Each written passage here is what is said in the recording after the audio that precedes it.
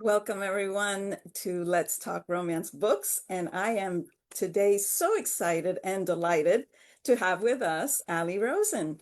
Welcome, Ali. Hi, thanks for having me. Did I pronounce that correctly? Yeah, you nailed it. Wonderful. Okay, so Ali Rosen is a best-selling author of both cookbooks and novels and is the Emmy and James Beard Award nominated host of Potluck with Ali Rosen on New York City Life.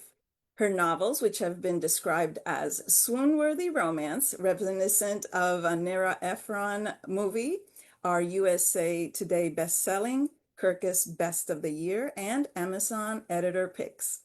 Her latest is The Slow Burn. She is also the author of 3 cookbooks, including the recently released 15-minute meals. Those are my kind of meals.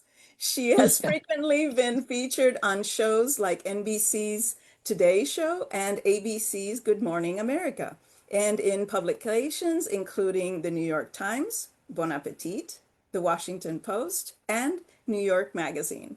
She is originally from Charleston, South Carolina, but now lives in New York City with her husband, 3 kids, and a rescue dog. All Who's wonderful with me? things. Oh my goodness. Yeah, Oh, who's wonderful always things. next to me. Yes, wonderful. But to begin, can you share with us something that made you smile today? Well, I was going to say my kids in general, but then I had a FaceTime over dinner with my sister and my sister has twins and I have twins, and both sets are very close. And they were all giggling at each other. And I don't know, that's kind of the best sound on earth is like kids giggling at each other. So that made me Wonderful. smile. Yes. And tell us about your rescue. What's her name? Oh, this is Lily. She's like a Oh, little nugget. She was, um, being kept in a one of those like places where they breed animals in Pennsylvania, and they busted it up. And so we had been looking for the right dog for our family because our previous dog had passed away in 2020. And so we just saw her and we were like, oh, this is our dog. But I'd never had like a poodly type dog before, so I didn't realize they're like the sweetest, cuddliest, like most delightful dogs. So yeah, so tinier than we expected, but yeah, she kind of completed our little family unit. yes. And how did she get her name? Lily.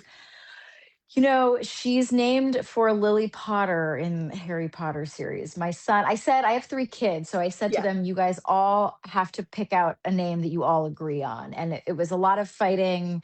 2 of the kids, that movie, the Timothy Chalamet Wonka had just come out. So 2 of the kids wanted to name her Noodle, but the other one didn't want to. And it was a whole thing. And my son was like, well, what about Lily, like Harry Potter's mother? And they all were like, oh, Lily's a great name. So yeah, she has a literary name, even though I know not everybody is a fan of Harry Potter anymore, but that's where it Yeah. came from. Okay. Well, as an author, you need time to write, but do you have time to read? And if so, what are you currently reading? So much time to read. I'm really like, I think because I have 3 loud kids, like at night I don't really watch anything, so I'm still always reading. I've been lucky to read a few books that are coming out soon recently. I just finished Nisha Sharma's The Lotus Inn, which is like a romantic suspense thriller, which was great. Iman Hariri Kia's Once in a Timeline, which is kind of like a Groundhog Day, but instead of being stuck in your timeline, you're stuck in like an algorithm. Okay. And I just did an event for Lindsay Hammeroff's Rewrite the Stars, which just came out. So I'm going to say a book that's actually out that people could read. Rewrite the Stars is like about a celebrity that is sort of being hounded because her ex-husband is getting married. So she goes to her like house that she's inherited in the Poconos, and the guy who's been fixing it up was like her childhood love, and so they reconnect, and it's just such a lovely book. So yeah, I'm always reading. I don't think you can be a romance writer without being a serious romance reader. Yeah. I love it so much. I always say I'm a reader first. It's the Yes. greatest joy of my life, really. Yes, definitely. And so are you a tea or coffee lover? I'm 100% tea. Tea. I'm every tea. I'm black tea, green tea, herbal tea. I can't, coffee makes me like, I'm already like a hyper person. So Yeah. coffee is like too much for me. Oh, wonderful. I love tea at night. The Yes. chamomile Like a or good herbal teas. Yeah. yes, yes, or with cinnamon. It's Oh, so wonderful. good. So complete this sentence for me. When I wake up every morning, When I wake up every morning, I am usually being touched by three children trying to grab at me. Is it's usually I don't. I mean, I set an alarm, but I never need it because yeah. somebody inevitably comes into my room, and then yeah. So I wake up with snuggles, which is pretty Oh, that's delightful as long as it's not like 6 o'clock in the morning. yes. Okay. Name one thing on your bucket list or on your wish list.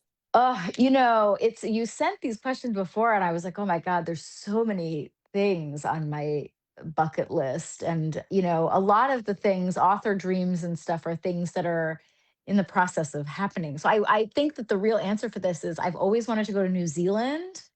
And that is like a big bucket list thing that I don't think is going to happen for a long time. But that's kind of my big bucket list travel thing that sort of Oh, sits in the ether. yes. That's definitely a wonderful, that's on my bucket list too. I love Yeah. traveling. So, Same. weirdest or unique thing you own? Yes. So I brought really like my favorite thing, and I wanted a Yeah. bookish thing. When I was like in middle school, I told I became obsessed with To Kill a Mockingbird. And my grandfather passed away when I was 4. So I knew him, but I didn't really know him. And my grandmother said to me, oh my God, that was his favorite book. And she pulled out her coffee. I mean, no dust jacket, but I mean, you can see like Yeah. worn at the edges. Um, and it's one of, I don't know if it's first edition, but it's definitely in that like first round of printing. And, my grandfather wrote his name in it. And so she gave it to me, which is sort of crazy to give like a 10, but at the time, I mean, it was the 90s, the book had come out in the 60s. So it wasn't even as old as it was now. But anyway, I sort of feel like I lucked into like one of the best things my grandmother owned. So Oh, yeah, this is like my little prized possession, my To Kill a Mockingbird, that sort of connects me back to my grandfather, who I didn't really get to know, but sort of know wow. him through his love of this book. So Did yeah. you know this is so funny? So I this year have been I bought used books and I bought Eh. one that's To Kill a Mockingbird and then I found another Oh, one even older and raggedy To Kill a Mockingbird and I don't know why oh, I'm drawn to them, but I got it. So I it's have just, now three because I needed oh one my for God. my kids in school and then I don't know why. I knew I had it, but Yeah. It's funny because my thankful. dad, at one point, I have a better looking one that has the dust jacket, which I think is Yes. more of a book club edition from like the book came out in 1960. I think my other one is from the mid 60s, and it's prettier. But it is funny how you sort of can have multiple versions of something Yeah. with different meanings. And All yeah, different covers. I also think, yeah, and I think To Kill a Mockingbird is just one of those books that's like universally loved, and it speaks to people in different ways, Mhm. justice or youth or growing up or naivete or all of these different things, father daughter relationships. It's like it speaks to people in such different ways. It's really one of those books that there's so few like Yeah, that are sort of nobody can argue with it. I mean, yeah, I'm sure if you go on Goodreads somebody's arguing with it, but yeah, yeah. so But I do no, think it's one of those ones that it's nice to collect. I'm yeah. not a modern book collect, like I don't need like trophy copies of books. Like I'm a Kindle reader, but I do love old cookbooks and old books. Just Oh, wonderful. My yeah. next question to you is that do you have any hobbies and particular skills aside from reading, writing, and cooking? I know you said this and I was like, "Oh no, those are my only skills." Like I I actually know because those really are a given. Is there I anything no, what's kind travel? of crazy is I mean, I guess planning a trip, I guess, is a skill. Yeah. Maybe, but I mean, what's kind of crazy is I feel really like at first I was like, "What's pathetic that I don't?" And then I was like, "Well, it's actually really lucky that I've been able to the things I love most, I've been able to bring into my work because even the things that I love doing with my kids, like I'm not very good at them. Like I will do arts and crafts, I will do a dance party, like all of those types of things I really enjoy, but I'm not skilled at them. So no, I would say reading, writing, and cooking are Or the things I'm hobbies. most skilled. Yeah, I mean, I would say hobbies. I really love an at-home dance party. My daughters and I really we love just yeah, we love a Yeah. dance party. So that's probably my other hobby. Great. Dan- Dance So, parties. so let's talk romance now. Yes. Did you always dream of becoming an author? No, I really didn't. I didn't think of myself as a fiction writer. It wasn't I was always a reader. I mean, from the time I was little, you would find me in a book. I love fiction. I never really thought that I would become a writer. I wanted to be, I thought I would do more nonfiction. My parents are both lawyers, but my dad writes history books as like a hobby. That's his hobby.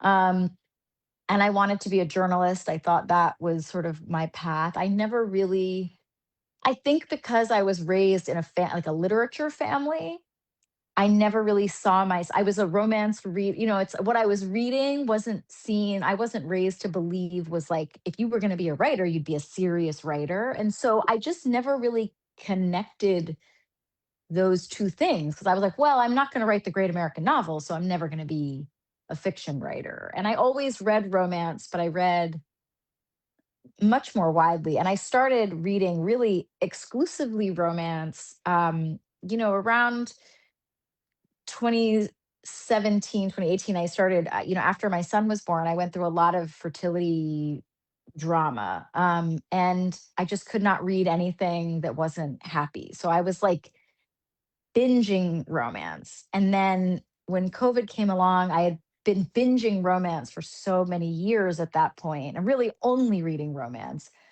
Um, and when COVID happened, all of my other work stopped. I mean, everything that I did, I could not do. And I really needed a creative outlet because I've always been working on a cookbook. I host a TV show. I used to do a lot of freelance writing about food stuff. So it was like, and I'd had this idea for a long time, but again, it was like I hadn't really thought of myself as a fiction author, but the idea that became Recipe for Second Chances, which was my first Yeah. fiction book, it really sort of got him. And I started writing and I just fell in love with writing. So, no, I mean, it's really kind of crazy. Like, if I hadn't had these bad experiences, it may not have led me to thinking like, oh, maybe I needed to escape. And I've been a writer my whole life. So it was like all the writing projects I had, I couldn't really do. And so, yeah, I sort of stumbled into realizing I loved it.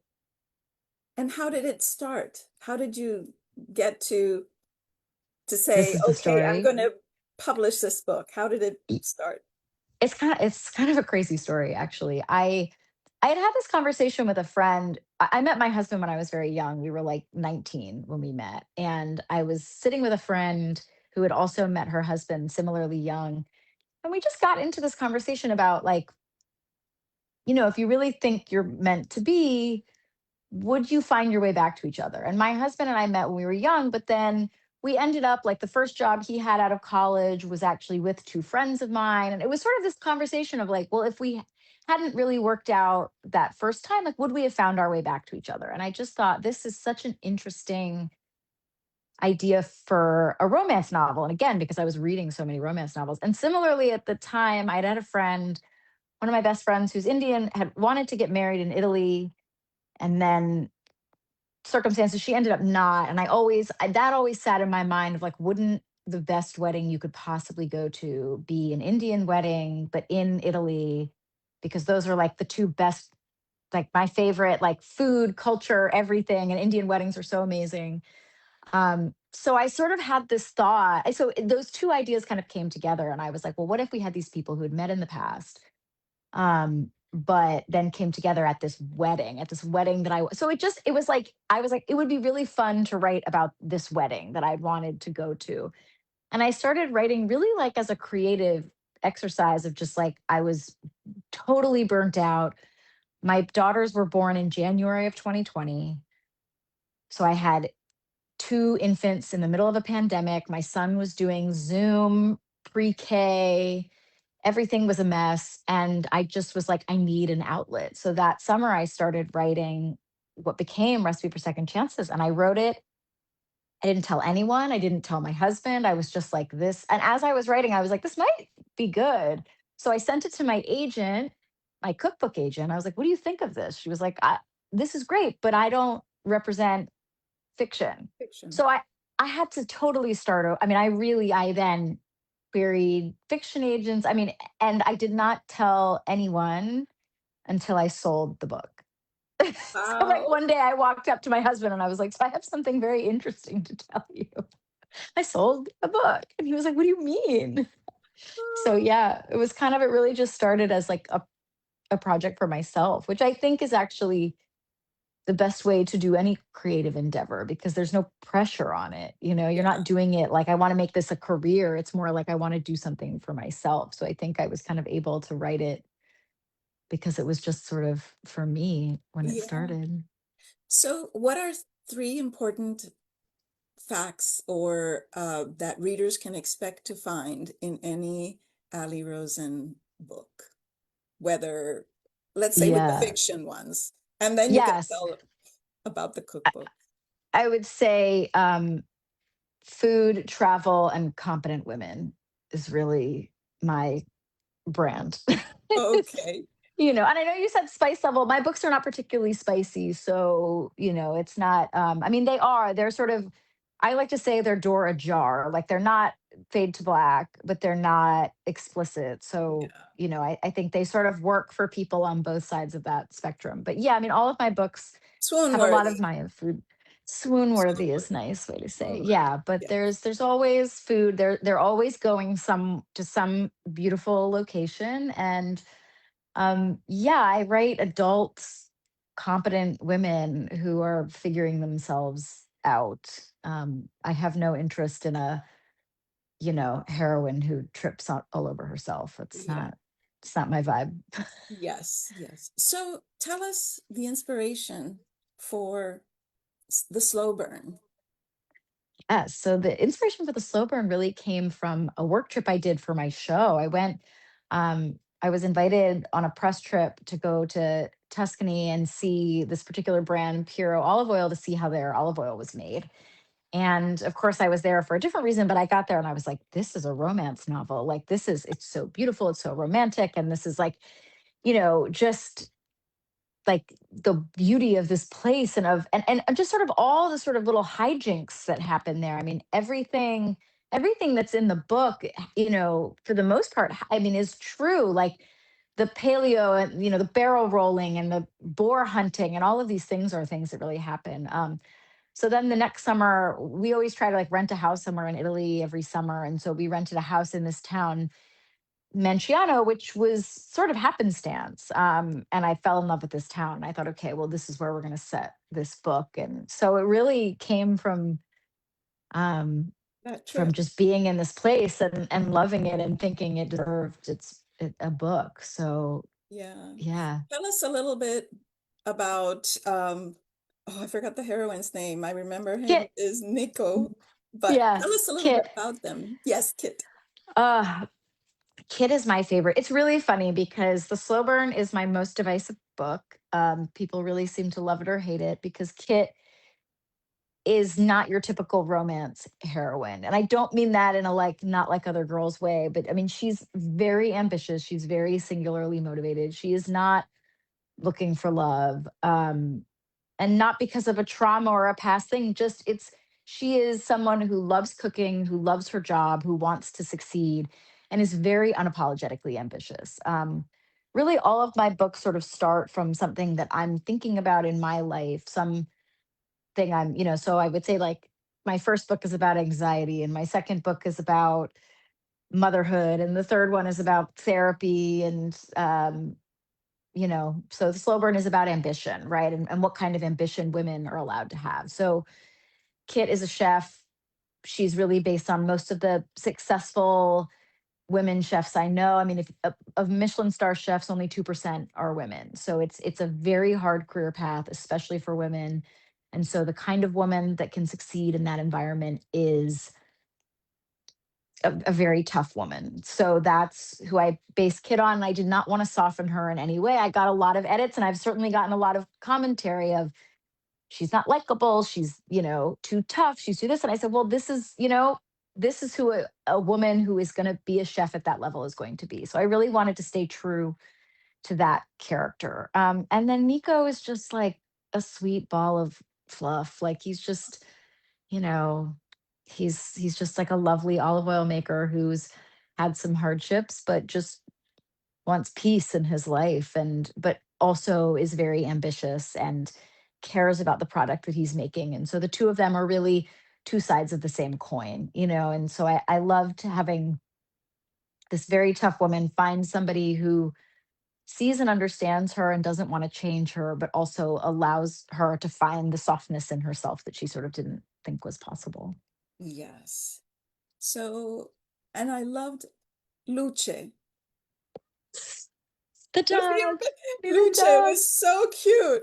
Was he Uh, inspired by Lily a little bit? no, Luce, the Well, the I know he was man. light brown with a little bit of dark. Yeah, he was really inspired by the dog that lived in this olive grove that I Oh, visited. There was a dog, and he just was the happiest dog that seemed to have total run of the place. And I just kept thinking, like, God, this dog's life, like yeah, what yeah, an amazing life this dog leads. So I was like, Nico has to have a dog like this yeah, dog that's just yeah. thrilled to be there. So He was, yeah, he was, we he love was. a dog. And it was funny because my previous book, Unlikely Story, there's a dog, George, who's the most ornery, difficult, like ridiculous dog, who's really based on my sister's dog. And so I was like, it'll be fun to write a dog that's just Yeah. pure sunshine and Pure light. So energy and yeah. sunshine and light.